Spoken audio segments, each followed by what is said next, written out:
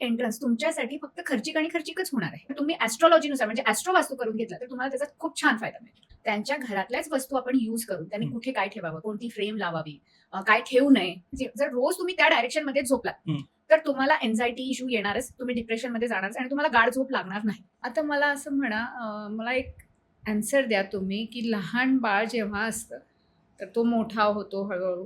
आपण मुलांना मोठं करण्यासाठी स्पेशली आई काय देते तर दूध देते. येस 10-12 वर्षानंतर वगैरे म्हणा. त्याच्यानंतर लोकांना बारीक व्हायचं असेल तर सलाद खातात, बरोबर, Correct. काकडी, टोमॅटो अँड ऑल. आता दूध, दही याच्यानी स्ट्रॉंग बनतो आपण, ही गोष्ट कॉमन आहे, हो म्हणजे जनरिक झाली. पण काही मुलं किंवा काही जणांना लॅक्टो इंटॉलरन्स असतात. त्यांना दूध दही चालणार आहे का? नाही नाही चालत. बरोबर त्यांना त्याचा त्रास होईल. तर हे कसं स्पेसिफिक झालं की नाही, तुम्हाला दूध ओके आहे पण मला नाही चालणार का, तर मला त्याचा त्रास होतो. येस मला ईस्टची एलर्जी आहे, मला काकडी टोमॅटोची एलर्जी आहे, तर ते खाऊन मी वजन कमी करू शकत नाही, मी दही खाऊ शकत नाही. आणि पण मी ते खाल्लं तर मला काय होईल, त्याचा फायदा होणार का? नाही मला त्याचा त्रास होईल. येस एक्झॅक्टली ॲस्ट्रो वास्तू तेच आहे. कॉमनली आम्ही स्वतः म्हणतो की south west is very good, west direction is very good, पण ॲज पर युअर कुंडली, ओके जर तुमची कुंडलीच्या 12th भावमध्ये म्हणजे 12व्या घरामध्ये जर 11 नंबर लिहिलेला असेल तर पश्चिम दिशाची एंट्रन्स तुमच्यासाठी फक्त खर्चिक आणि खर्चिकच होणार आहे. ओके धिस इज ॲस्ट्रो वास्तू की प्रत्येकाच्या कुंडलीनुसार कोणती राशी त्यांच्यासाठी चांगली आहे, कोणता बेडरूम त्यांच्यासाठी उत्तम आहे, किंवा त्यांनी कोणत्या दिशेला बसला ते ॲज पर प्रोफेशन आणि ॲज पर कुंडली, तर त्यांना ग्रोथ मिळेल. ओके कुंडलीनुसार बघितलं आणि त्यांनी प्रॉपर्टी घेताना कोणती एंट्रन्सची प्रॉपर्टी घ्यावी म्हणजे ती प्रॉपर्टी त्यांना चांगला फायदा बरोबर. देईल, म्हणजे ॲस्ट्रो वास्तू. दशा, महादशा, अंतर्दशा याच्यामध्ये बऱ्याचदा आपण काहीतरी चुकीच्या वस्तू ठेवून देतो, त्याचा काय परिणाम होईल. म्हणजे ॲस्ट्रॉलॉजी आणि वास्तूला मेळ करून जे झालेलं आहे दॅट मीन्स ॲस्ट्रो वास्तू. ओके पण प्रत्येकाची कुंडली वेगळी आहे, राईट कोणाचीही सेम Same नाही आहे. तर कुंडलीनुसार तुम्ही तुमच्या घराचं कसं मेळ करायचं आहे दॅट मीन्स, कारण बऱ्याचदा कॉमनली हा क्वेश्चन असतो की घरामध्ये 4 माणसं आहेत आणि सगळ्यांना त्रास होत नाहीये, ओके एखाद्यालाच होतो. एकाचं प्रमोशन होतंय एकीकडे तर दुसऱ्याचं डिमोशन Yes. होतंय, किंवा हजबंड छान मोठा होतो आहे किंवा Progress. प्रोग्रेस होतीये आणि वाईफची तब्येत सारखी खराब होती अच्छा. आहे. तर हे का होतं, तर इट्स ऑल अराउंड टू, म्हणजे हे सगळं कशाच्या आजूबाजूला आहे तर तुमच्या ॲस्ट्रॉलॉजी, तुमच्या कुंडलीने. जर ओके तुम्ही तुमच्या कुंडलीप्रमाणे तुमची वास्तू करून घेतली तर उत्तम. पण याचा अर्थ असा नाहीये की बेसिक वास्तू काम करत नाही. ओके बेसिक वास्तू खूप छान काम करते. हा. पण जर आपण तुम्हाला बेस्ट रिझल्ट्स पाहिजेत आणि तुमचे जे प्रॉब्लेम आहेत ते कॉमन नाही आहेत, स्पेसिफिक प्रॉब्लेम आहेत, तर तुम्ही ॲस्ट्रॉलॉजीनुसार म्हणजे ॲस्ट्रो वास्तू करून घेतला तर तुम्हाला त्याचा खूप छान फायदा मिळतो. ओके 100% रिझल्ट्स मिळतात. अच्छा जर तुम्ही त्याप्रमाणे गेलात, तसं सगळं केलं तर तुम्हाला छान रिझल्ट्स मिळतातच. सो मॅम, ज्या लोकांनी ऑलरेडी घर घेतलंय त्यांना ॲस्ट्रो वास्तू कॉन्सेप्ट नाही माहिती, पण ते Okay. वास्तूला प्रॉपर फॉलो करतायत. हां, जर समजा त्यांना आता हा कॉन्सेप्ट कळलाय तर त्यानंतर ते कसं म्हणजे चेंजेस करू ते शकतात? नक्कीच चेंजेस करू शकतात. माझी स्पेशालिटी विदाऊट तोडफोडची आहे. हा मी तोडफोड करायला लावत नाही, मी कोणतेही पिरॅमिड्स देत नाहीत, मी कोणतेही रत्न देत नाही. त्यांच्या घरातल्याच वस्तू आपण यूज करून त्यांनी कुठे काय ठेवावं, कोणती फ्रेम लावावी, काय ठेवू नये, त्यांच्या कुंडलीनुसार त्यांनी कुठे बसायचं आहे, कुठे झोपायचं आहे, ओके मग त्याप्रमाणे. म्हणजे इनफॅक्ट काही लोकांना मी सरळ सांगितलं आहे, बेड जो असतो बेडरूम, याला कुठेही रेमेडी नसते. ओके स्पेशली बेडरूम हा जो आहे तुमचा वेस्ट ऑफ नॉर्थ वेस्ट म्हणजे पश्चिम वायव्याला कधीच नको. पण आता आपण मुंबई पुण्यासारख्या शहरात राहतो, Yes. 1 BHK 2 BHK असेल आणि त्याच्यात आपला एक बेड हा तिथेच आला असेल तर आपण काहीच करू शकत नाही. मग अशा वेळेस एकतर मी बेड रिमूव्ह तिथून करायला सांगते, किंवा सरळ म्हणते की गादी आणायची, मॅट्रेस आणायचं, खाली टाकायचं आणि झोपायचं. ओके कारण जेव्हा आपला पॉझिटिव्ह झोनमध्ये झोपणं इज इम्पॉर्टंट आहे. नाही मॅडम मग खाली कसं झोपणार हे कसं, तर मग मी त्यांना त्यांच्यावर टाकते की it's up to you now. बरोबर, तुम्ही सांगायचं काम केलं, मी सांगायचं काम केलेलं आहे.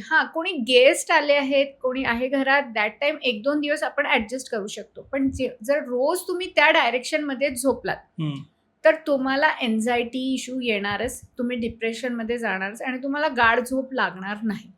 बरोबर. अशा 3 डायरेक्शन आहेत की जिथे बिलकुल झोपू नये आणि त्याला काहीही रेमेडी नाही आहे. फक्त तिथून रिमूव्ह म्हणजे तिथे न झोपता दुसऱ्या जागेवर. एक आहे साऊथ ऑफ साऊथ वेस्ट म्हणजे दक्षिण नैऋत्य, तिथे झोपायचं नाही. ह्या 3 डायरेक्शन जे आहेत इथे बिलकुल झोपायचं नाहीये. कॉमनली तुम्ही ऍस्ट्रो बघू नका, वास्तू बघू नका, कॉमनली सांगते आहे की दक्षिण नैऋत्य, देन पूर्व आग्नेय म्हणजे east of south east, south east आणि ईस्टच्या मधात जी डायरेक्शन येते तिथे, आणि तिसरी जसं आता सांगितलं होतं मी वेस्ट ऑफ नॉर्थ वेस्ट म्हणजे पश्चिम वायव्य. या तिन्ही दिशांमध्ये कोणाचाही बेडरूम नसावा. पण आला आहे तर काय करू शकतो, 16 डायरेक्शनचा जो आपण ग्रीडिंग करतो, 16 दिशांचा ग्रीडिंग, तो प्रॉपरली मॅपवर करावा. परत एकदा सांगते मी, प्रत्येक पॉडकास्टवर सांगते की विदाऊट फ्लोअर प्लान तुमच्या घराचा वास्तू होऊच शकत नाही. बरोबर. जे कोणी म्हणतात हे घेऊन येतात, आपला फक्त कंपास आणला, बघितलं, ही पूर्व, ही उत्तर, ही दक्षिण आणि इथे ते होत नाही. 360 डिग्री आहे, 360 डिग्री आहे, 16 दिशा आहे. प्रत्येक झोन जो येतोय हा 11.5 म्हणजे थोडंसं पण इकडून तिकडे तुम्ही झाला तर साऊथ वेस्टचा तुम्ही साऊथ ऑफ साऊथ वेस्टला याल. म्हणजे नैऋत्य दिशाच्या जागेवर तुम्ही दक्षिण नैऋत्यला येऊ शकता. आणि मी आता सांगितलंय की दक्षिण नैऋत्यला झोपू नये. बरोबर. तर ही चूक होऊ शकते. म्हणून विदाऊट फ्लोअर प्लान आणि विदाऊट प्रॉपर ग्रेडिंग वास्तू कधीच होत नाही, रिझल्ट मिळत नाही. रिझल्ट मिळणार नाही तुम्हाला, चुकीचे रिझल्ट येतील. ज्याला आपण नैऋत्य समजतो तो जर दक्षिण नैऋत्यमध्ये आपण झोपायला सुरुवात केली तर आपल्याला खर्च सुरू होणार, खर्च भरपूर येतील, झोप लागणार नाही, पायाची दुखणी येतील आणि हेल्थ डिटोरेट होणं म्हणजे हेल्थला काही ना काही इश्यूज राहणं, ऑलवेज लो फील होणं, एनर्जी न वाटणं, ह्या ज्या गोष्टी हेल्थ खराब होते. ह्या तिन्ही डायरेक्शन मध्ये तुम्हाला हेल्थ रिलेटेड इश्यूज स्टार्ट होतातच. तर ज्यांना कोणाला हेल्थ रिलेटेड इश्यूज आहेत त्यांनी या 3 दिशामध्ये तर आपण झोपत नाहीत ना, ते नक्कीच बघायला पाहिजे. अच्छा, मग पॉझिटिव्ह दिशा कोणती? आता झोपायची पॉझिटिव्ह दिशा कॉमनली सांगितली तर पश्चिम दिशा चांगली आहे. पश्चिम दिशामध्ये तुम्ही झोपू शकता, नैऋत्य दिशामध्ये तुम्ही झोपू शकता. बट ऍस्ट्रॉलॉजी प्रमाणे मग कुंडली बघून झोपायचं आहे आपल्याला की 7th हाऊस मध्ये काय. जसं आता मी तुम्हाला सांगते की नैऋत्यमध्ये झोपा. आता आधी मी सांगते की कुठे चांगल्या दिशा आहेत झोपण्यासाठी. उत्तर दिशा इज गुड, पूर्व दिशा is good, south west is also good म्हणजे नैऋत्य इज ऑल्सो गुड, आणि पश्चिम दिशा इज ऑल्सो गुड. पण जे न्यूली मॅरिड कपल आहेत, ज्यांना संतती प्राप्त करून घ्यायचं आहे, आपला वाढवायची आहे फॅमिली, तर त्यांनी उत्तर वायव्य म्हणजे नॉर्थ ऑफ नॉर्थ वेस्ट इथे त्यांनी झोपायला पाहिजे. इथे त्यांचा बेड असायला पाहिजे. Because this direction is for the attraction. तर तिथे त्यांचे ते चान्सेस वाढतात. बट आता आलो आपण ऍस्ट्रॉलॉजीवर.